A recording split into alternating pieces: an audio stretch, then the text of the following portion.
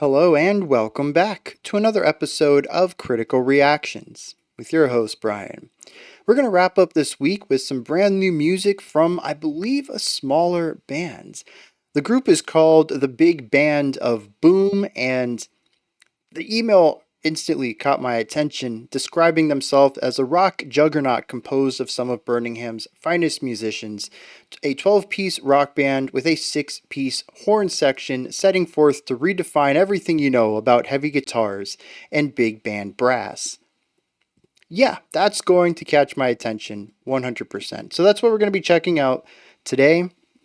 We're going to be looking at the song Energy Vampire, which is I don't know when the song was released, but the music video came out May 7th, so not that long ago.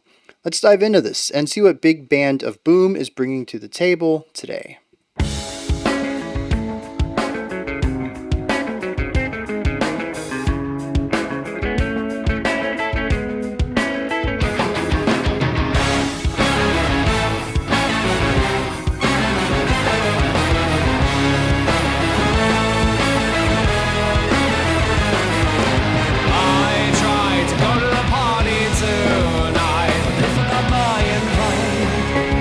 A lot of nice texture layering in the opening. I tried to drink enough wine that I might just make it past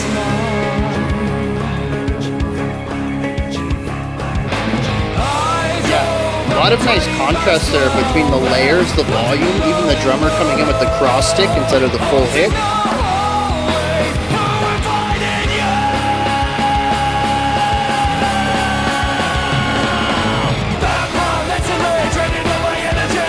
A little bit of ska thrown in there.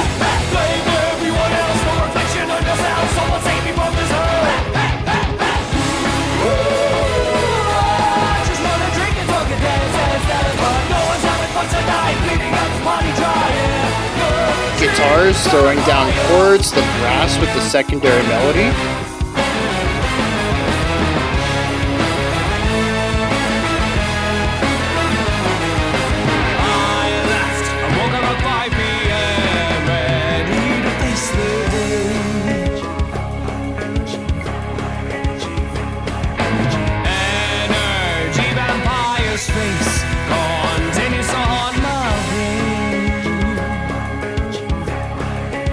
The synth decaying out is a really nice addition to that segment.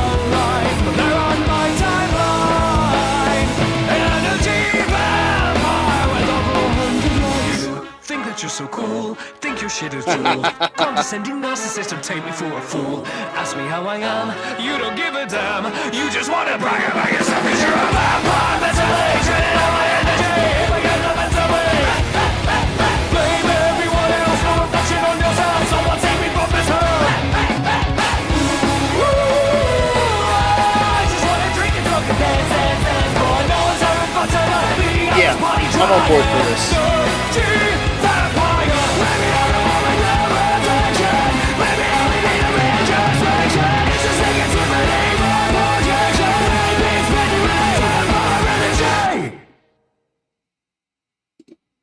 All right.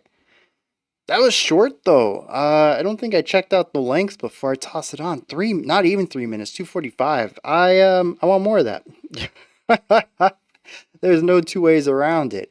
I really enjoy the combination of sounds. I don't know if this song in particular is something that is totally reinventing the use of brass in rock, but I'm enjoying what they are doing with it. There's a little bit of ska in here. There's a little bit of punkiness, which I guess ska brings in. There's an alt rock element to it. It's very theatric, which I appreciate. It has a little bit of influence of, cabaret rock stuff like the early Panic at the Disco, Fever You Can't Sweat Out album, or even reminiscent of probably a smaller band that most of you don't know is Vincent Black Shadow. It definitely captures a lot of that sort of like cabaret rock attitude, and it brings all of it together into a really cohesive package. I think that's what stands out the most to me, is it is a bunch of influences and it finds the midpoint of all of them where they can kind of work together and deliver something unified rather than, this is the ska moment, this is the rock moment, this is the punkier section. No, everything works together. It's a rather cohesive experience from start to finish.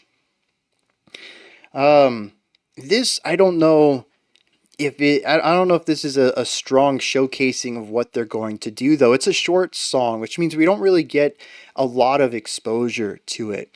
We do have the verse, which has some nice contrast to it. The lower energy section with lighter playing, the vocals are whispering, the drums are doing the cross stick. I think there's less instrumentation on this section too.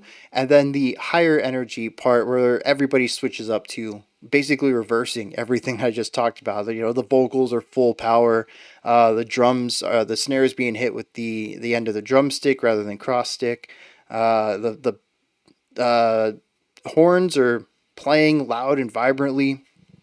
Just kind of the exact opposite of the lighter section, but it isn't the peak of the song. This is more of a 70% versus 30% energy kind of vibe, and that gives us the ability for the chorus to be the peak later, and we'll discuss what's going on there in a second.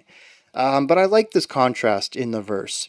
It gives us a little bit of showcasing of how they play around with dynamics, how they can use different parts of the band in order to achieve different vibes, atmospheres, and of course, dynamics. One of the things that I've brought up in other rock bands, or even when we talk about orchestral arrangements, is that the thing with rock is that you have one instrument per area of music. Your drums are your rhythm section, your bass is your low end melody, your guitars are your mid to high end melody, and your vocals kind of overlap a little bit, but they're in the spotlight. They're your lead instrument. And so the only time you ever really see any instrument ducking out is the vocals to make room for a guitar solo. You can't really remove the bass without removing your low end. You can't remove the drums without missing your rhythm section. When you have more instruments that begin to overlap roles, you can use specific combinations of sounds to create specific timbre combinations, which are going to influence mood and general atmosphere of a section of your music. And that's something that I see here. And this is a good showcasing of it, when instruments are present and when they are not present, and how that influences the feeling of a section alongside any compositional alterations such as dynamics or frequency of attacks, or anything else that's going to influence the feeling of the song. Harmony, right? Your chord progression is certainly going to influence the emotion, but also what kind of instruments are playing those. What kind of timbres do they have? Are they sharp? Are they wide? Are they bright? Are they dull?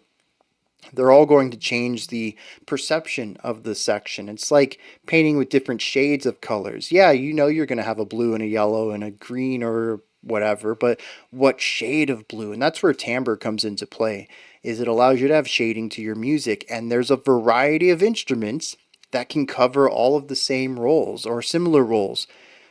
That's something that Big Band of Boom is using here.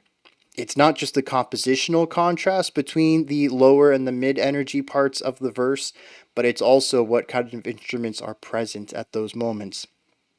And I really appreciate that. It's good showcasing. But of course, everything comes together for the chorus. It's the big part of the song. It's the bombastic section. It is super bouncy, super catchy. You just really want to groove to it. Everybody is present. Everybody's loud. The vocals have a little bit of grit to them. The brass instruments are blasting just a little bit, not too much, but enough to get a little bit of grit out of those instruments as well. The drums are loud. The synth has these cool lines on the outside of everything. And the bass and the guitar, they're loud and doing their thing as well. There's probably another instrument in there that I'm missing. I think I only counted 11 there, but whatever. They're awesome too. Whatever I'm forgetting at the moment. And that's the whole song. We go back to the verse, we bounce back and forth between that. We hit the chorus. We do a second chorus, which is a bit louder than the first time I guess we do a third chorus. That's a bit louder than the second. They're just back to back though. And then that's it. The song's done. It's over. You don't really get a lot of time with it. I appreciate what the song is doing. I just want more out of it. There's so much room to do cool stuff, and I feel like we only got 30% of what this band can do, or maybe even is about. And so this is a great song, I think, to introduce somebody to the group, but I am not just a somebody, I suppose. This is a weird way to phrase it. Your average music listener, this is probably a really great introduction for them. But me, all I hear is the potential of this. You have 12 people in your bands. I want to hear some really new writing here.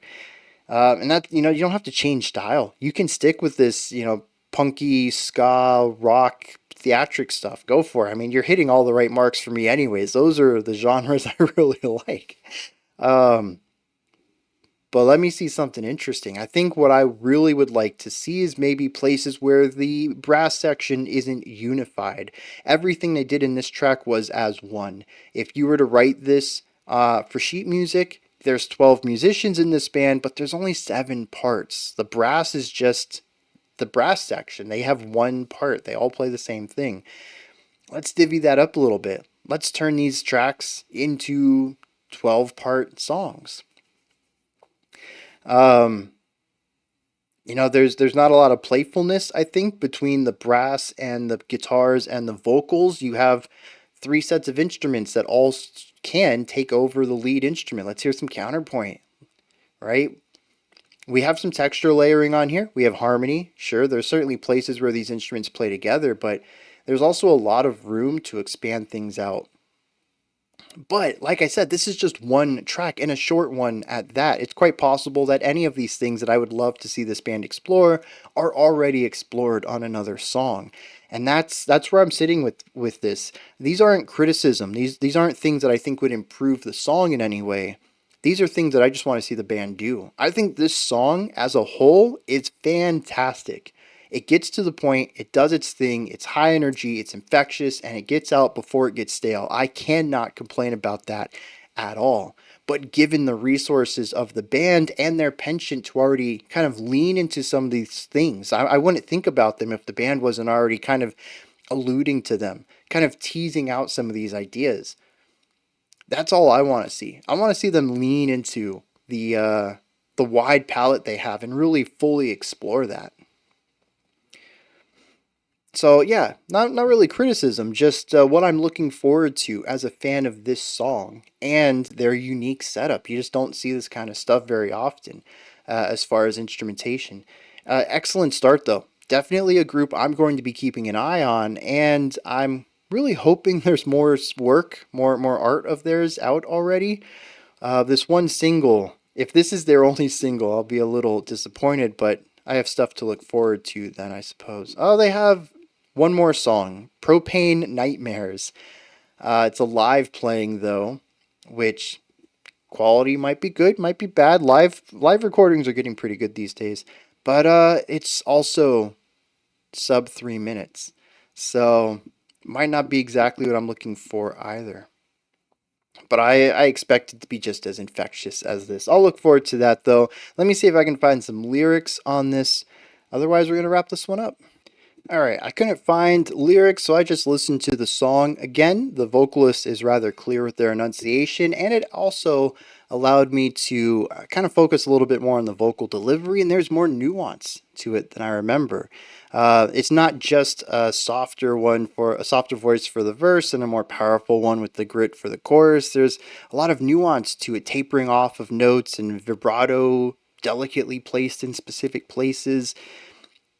It was nice to check the song out again.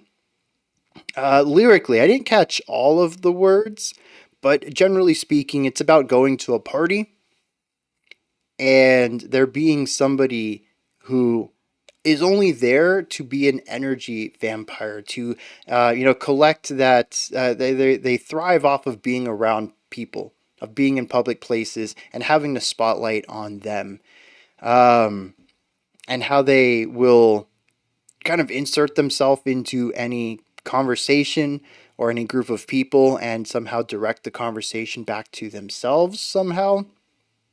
And how it kind of drains everyone else and makes them want to leave. The first verse is about getting to the party a little late, running into one of these people, And then the second verse is about leaving the party and finding this person online because you just wanted to numb out to your timeline for a minute, and you come upon their posts. And it's maddening to you that they have so many followers or viewers. I don't remember what it was. Um, but there is a small bridge that I forgot about. It is maybe 5 or 6 seconds long. It features a lot of that same lower energy cross stick stuff from the first half of the verse. And it just says, you're a narcissist and you think that you're so cool. And, what do you take me for a fool? I know you ask me how I'm doing, but you don't care. You just want to find a way to get that conversation back around to you because you're a vampire, energy vampire. And we get back into the chorus. So that's generally what the song is about. I think it's interesting because there's so much high energy stuff going on in this song, and it's always paired with the lower energy, almost as if it's being sucked out, and the song, bottoms out for a second before it replenishes its own energy and then is drained again by the energy vampire. Yeah, I like that parallel there. It works really well. And of course, the extra grit in the vocal delivery of the chorus is directed at this person, basically saying, you're terrible. I hate you. Get out of my life. Stop talking to me. And so the extra aggression and delivery in the vocals works really well for that too. Yeah, just solid all over. I'm excited to get into this group. So those are my thoughts on Big Band of Boom's Energy Vampire. What did you think of this? Is there anything that stood out to you? Anything that you enjoyed, or, anything you need to correct me on if maybe I misspoke about something? Let me know. Put all that stuff and any other thoughts, opinions, or perspectives you have into the comments section. Above that, in the description box, you'll find a link to Linktree, which takes you here. You can find links to my music, ways to support the channel, all that stuff. But more importantly, in the description, you'll also be able to find links to Big Band of Boom if you want to check out more of their music or whatever other links I can find, social medias, merch pages, whatever. Like, subscribe, and ring the bell if you head on over to any of their pages. Like, heart, subscribe, favorite, whatever. Show them some love from this community. They're killing it. So I'm happy to spread the word about them a little bit. All right, that wraps it up for today. I'll be back tomorrow, though, 5 p.m. Eastern Standard Time, 9 p.m. UTC, as usual. We're going to wrap up our Jesus Christ Superstar reaction. I can't believe a full 3-hour video, and we only made it halfway through the musical last week. So we're going to hit disc 2 tomorrow.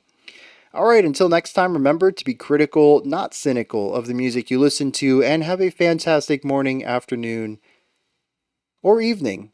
I don't know why I couldn't think of that one. Whenever you choose to, watch my videos and stuff. Catch y'all later.